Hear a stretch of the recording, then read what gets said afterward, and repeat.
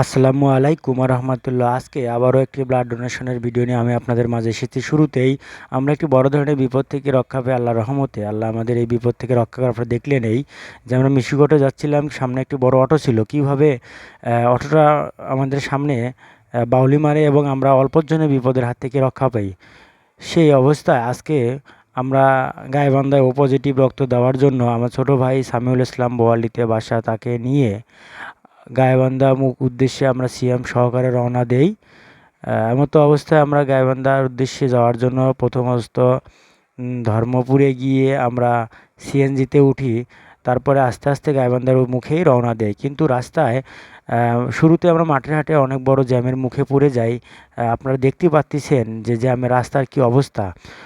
এইদিকে রুগীর লোকজন আমাদের সমানে ফোন দিচ্ছে যে ভাই একটু এমার্জেন্সি আসেন, কিন্তু কি করব, রাস্তায় যে জ্যামের অবস্থায় আমাদের তো একটু লেট হয়েই যায়।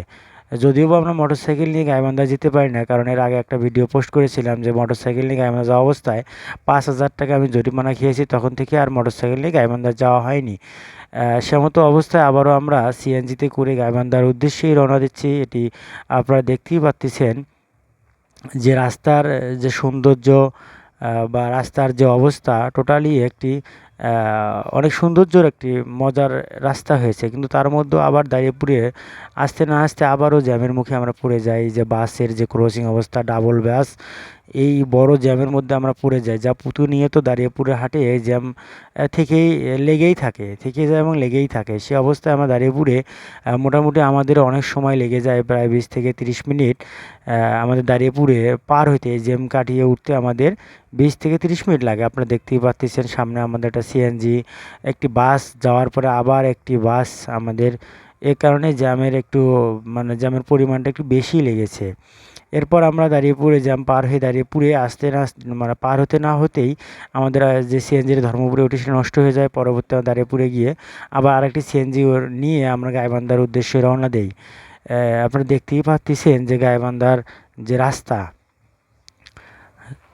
আমাদের সিএনজি অনেক স্পিডেই চালাচ্ছে। কারণ হচ্ছে ওনাকে আমি বলছি যে ভাই আমরা ব্লাড দেওয়ার জন্য যাব, আপনি একটু সচেতনের মধ্য থেকেও একটু জোরে যাইবেন। তার কারণ আমাদের যারা রক্ত নেবে তারা বারবার আমাদের ফোন দিচ্ছে। তারপর উনি বলল যে ঠিক আছে, বলার পরে উনি ওনার মতন গাড়ি একটু জোরেই চালাচ্ছেন যাতে তাড়াতাড়ি আমরা গাইবান্ধার মধ্যে যাইতে পারি।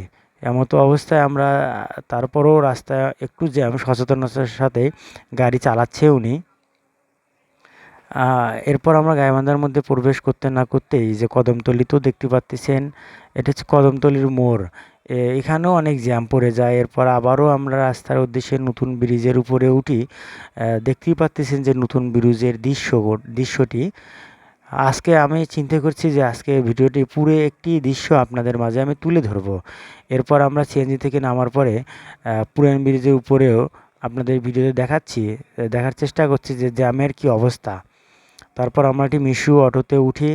ওঠার পরে আমরা কানিস ফাতেমা হাসপাতাল এবং ল্যাবের উদ্দেশ্যে রওনা দেই, যাতে আমরা দ্রুত গিয়ে রক্ত দিতে পারি। আমরা কোথাও দাঁড়াইনি, কারণ হচ্ছে রুগীর খুবই অসুস্থ এবং রক্তর বিশেষ প্রয়োজন, জরুরি ভিত্তিতেই প্রয়োজন। সেজন্য আমরা কোথাও না দাঁড়িয়ে তাড়াতাড়ি করে হুটহাট করে আমরা এই যে কানিস ফাতেমায় চলে আসি। দেখাচ্ছে আপনাদের কানিস হসপিটাল এবং ল্যাব।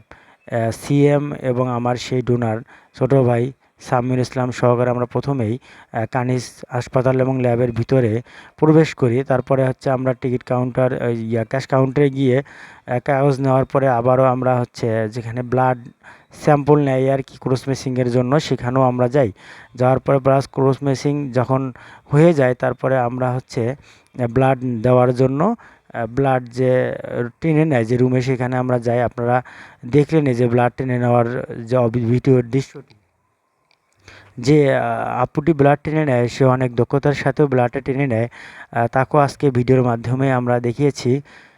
এই এমতো অবস্থায় আজকে আমাদের এই ভিডিওটি। ধন্যবাদ।